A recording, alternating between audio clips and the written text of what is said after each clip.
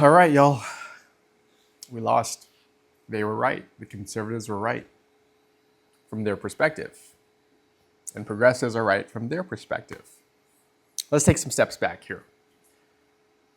The thing that we see in 2025 contemporary America is our country tearing apart at the seams because we can't understand each other. We can't communicate with each other. We can't even reason with each other.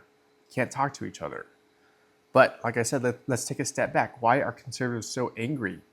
Why are they targeting illegals, criminals, cultures that they don't understand?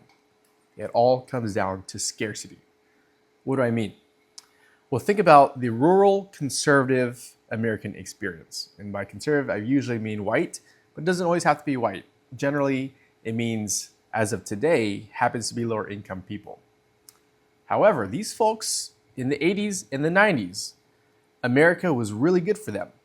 Wasn't good for everybody, let's acknowledge that. But for white Americans, it was probably one of the best times to be in America. Very strong middle class. A mailman, manufacturing job, could afford to have the quintessential nuclear family, right? House, wife, kids, dog, picket white fence, the works. But as the advancement of technology came along, telephone, internet, global trade, and the walls around America came down. A lot of these jobs, they got offshored, they got outsourced, and all of these folks saw their jobs have massive layoffs. These factories shut down. Mining jobs outlawed, banned, right, for environmental protection. Now we get it; it's better for the earth, but what about these folks? Now they're looking at their communities change. They're looking at their neighbors move away. Everything that they loved about their community that they could afford to donate money to give charity to help take care of folks. Folks like my parents, when they came as refugees back in the 80s, right? White America was there for them. So did they become racist all of a sudden? No, that's not what happened. What happened is they saw time leave them behind, and these globalist policies, while they were intended to be good, they wanted to open up the doors for free trade, and we got to use other countries' cheaper labor. It left a lot of these folks behind. And now they're looking at the tides of change and they're wondering what the hell happened to our country. And now they're undereducated, they're underfunded, their communities are distraught and impoverished. Their neighbors' kids shot up with heroin overdose the other day. It's terrible. It's terrible what's happening to rural America. So you have to realize that they want to go back to what they knew, what made America great for them. And the reality of it is, we all want a great future for our kids, a great future for ourselves. That's what they want. And every time they say, hey, guys, please help us, we need help, we just dismiss them. Oh, you guys are racist. You guys are rednecks. You guys are this or that. And you know what? These folks, a lot of them turned up for Obama when he first became president because he had a platform of change. Well, the change wasn't in their favor, so they voted for Trump. They realized, hey, Trump took it a little too far. Some of them voted for Biden. Biden's a gentleman, but again, they're flip-flopping because they know whatever the existing power structure is, they're saying, hey, we want the other thing, because right now the way that it is, it's unfair. It's leaving us behind. Our kids, our families, our communities, our church, our religion, our culture, it's being left behind. And so they're looking around and they're thinking, hey, who's to blame? And then they try to speak with other cultures and other communities. And the thing about other cultures and other communities, you have to understand, around the world, America is a melting pot. People come here when they don't have anything.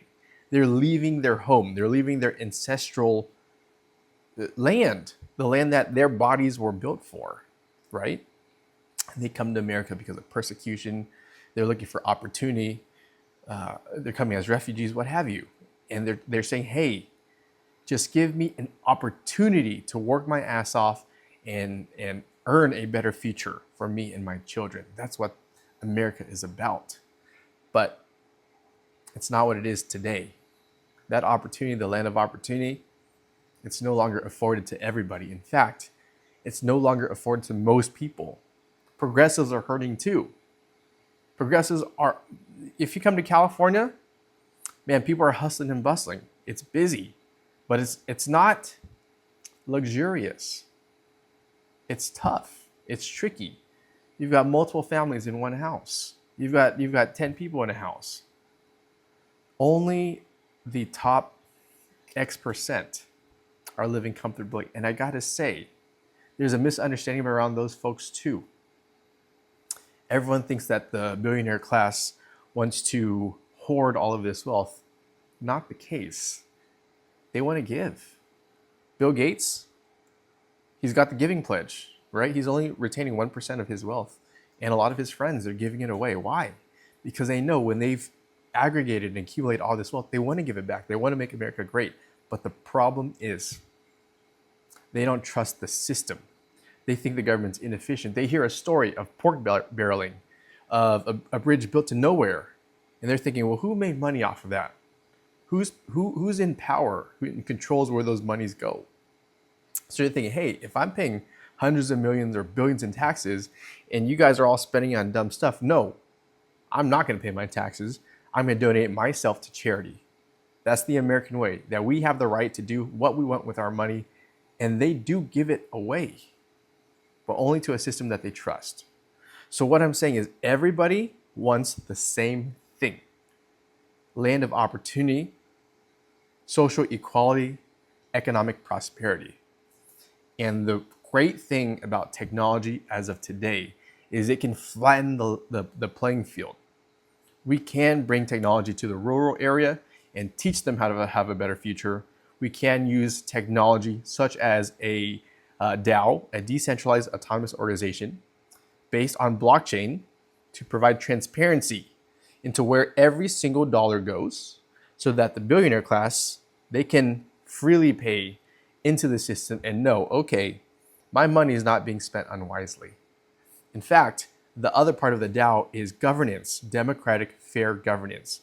No power dynamic in the middle that gets to approve where the money goes. The local systems, the people that need it get to decide, hey, we need money spent here. We need money spent there. And that's the way we do it. Maybe we have to create a third party, a third political party that cares about both sides. We'll call it the Pragmatic Party. Our color will be purple. And we'll work together, again, because both sides want the same thing. Conservatives want a better future for their kids by going back to what they know. But we can't put technology back in the bottle. Progressives want a better future going the way that they know. So let's work together, guys. Let's collaborate. Let's take a step back. Let's put down our arms. Let's talk. Let's figure this out before it gets too crazy. All right, we can restore America. Technology can be the key, and everybody wants the same thing. If you want to be part of my team, please message me. I need all the help I can get. Thank you.